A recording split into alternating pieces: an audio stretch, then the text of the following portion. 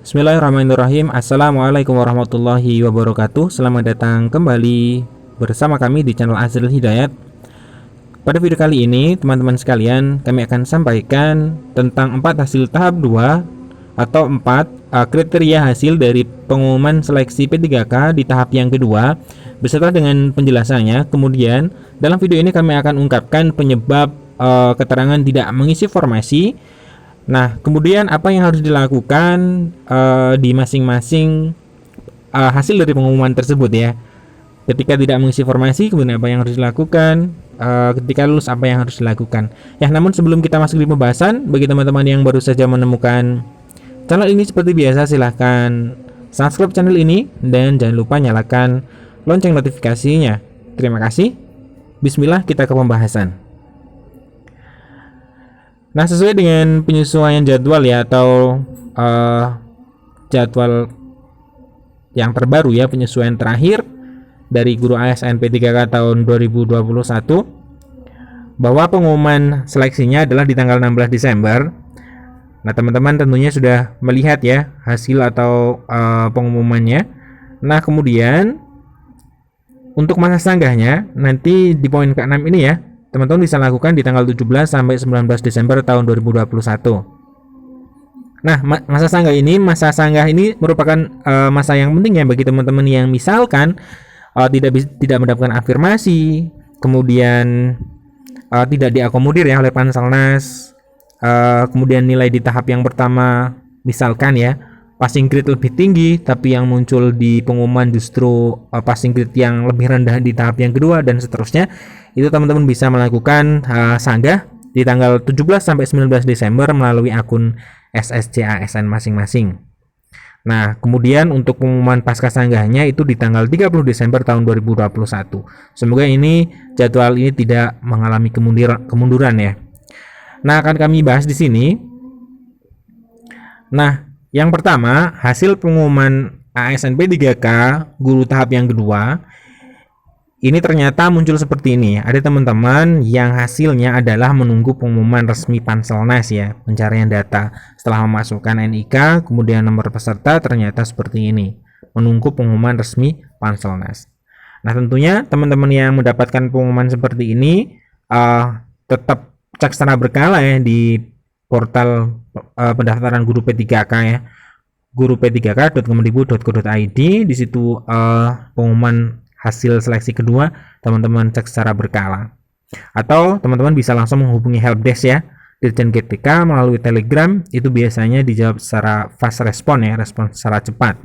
Nah, ini adalah hasil kriteria hasil yang pertama, menunggu pengumuman resmi Panselnas. Apakah teman-teman ada yang mengalami seperti ini? Silahkan lakukan hal tersebut.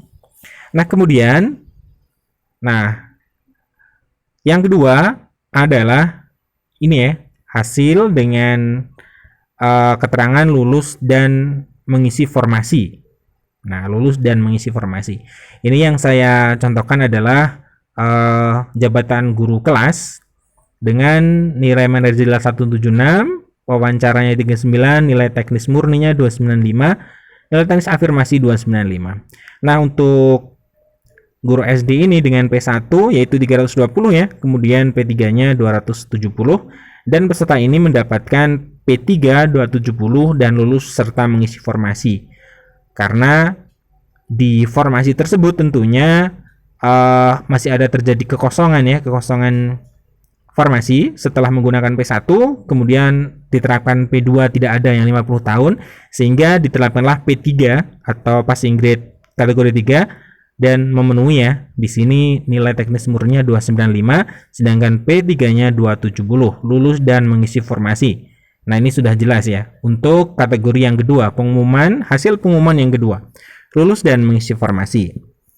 Bagi teman-teman yang lulus dan mengisi formasi ya, kami ucapkan secara pribadi selamat ya, selamat menjadi ASN P3K. Tinggal nanti teman-teman menunggu langkah berikutnya. Nah, kemudian ada yang seperti ini ya. Ini contohnya adalah jabatan ahli pertama guru agama, nilai manajerial 173. Ini masuk di sini adalah manajerial dan sosiokultural ya, 173 ini sudah ditambah. Kemudian wawancaranya 34, teknisnya 225. Totalnya 432. Untuk guru agama P1-nya 325, sedangkan P3-nya 275. Sesudah mengalami pemangkasan ya atau penyesuaian dikurangi 50 poin atau 10% dari total nilai kompetensi teknis. Nah, otomatis ini hasilnya tidak lulus. Nah, bagi teman-teman yang memiliki kategori ini pengumumannya tidak lulus, jangan berkecil hati, teman-teman masih bisa mengikuti di tahap yang ketiga ya. Di tahap yang ketiga, semoga nanti bisa lolos dan bisa mengisi formasi. Nah, ini adalah untuk yang ketiga, kategori ketiga, tidak lulus ya, hasil tidak lulus. Nah, kemudian, yang banyak menjadi perdebatan adalah ini, yang menjadi banyak pertanyaan adalah, kita bisa cermati di sini. Ini adalah kita anggap sebagai misalnya ya. Ini adalah formasi BGSD.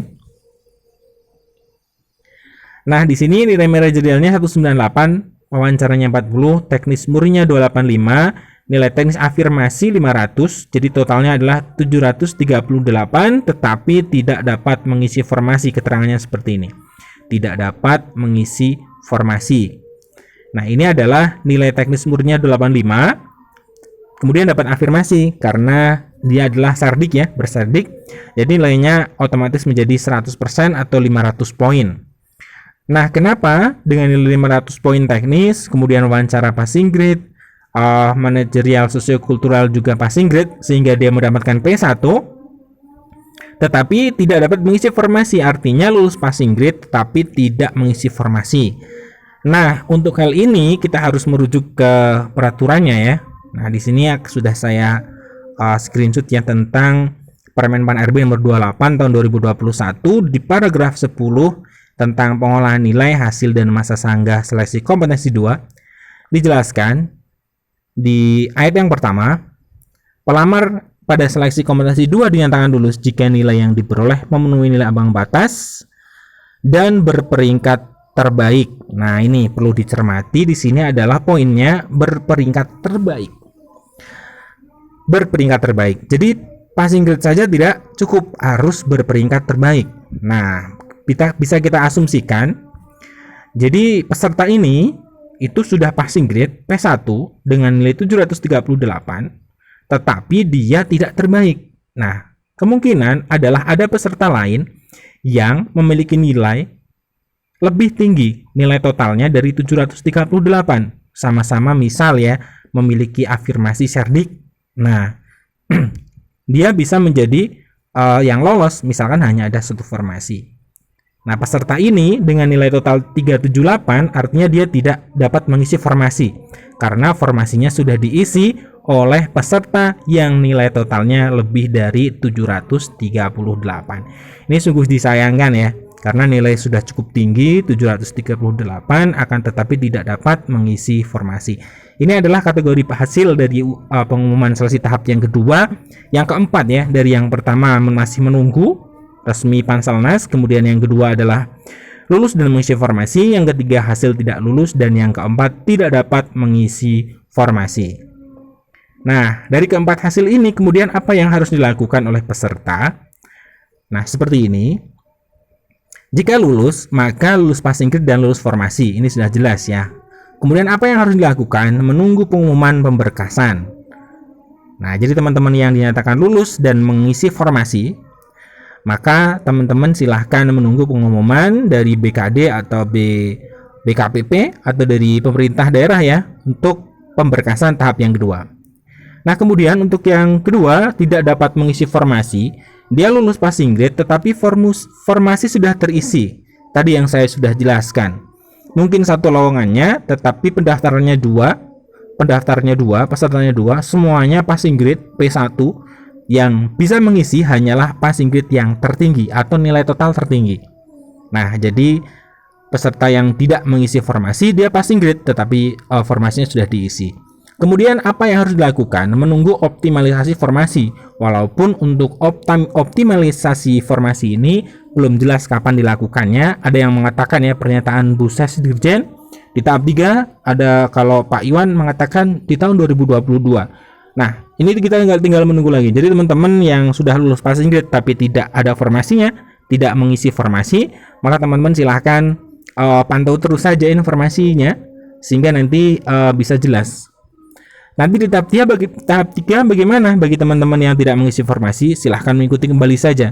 Nah, siapa tahu nanti mendapatkan formasi yang lebih tinggi, dan di tahap 3 teman-teman bisa mendaftar di pemerintah daerah lain ya. Bisa menggunakan passing grade tahap 1, tahap 2 ataupun mengikuti kembali di tahap 3.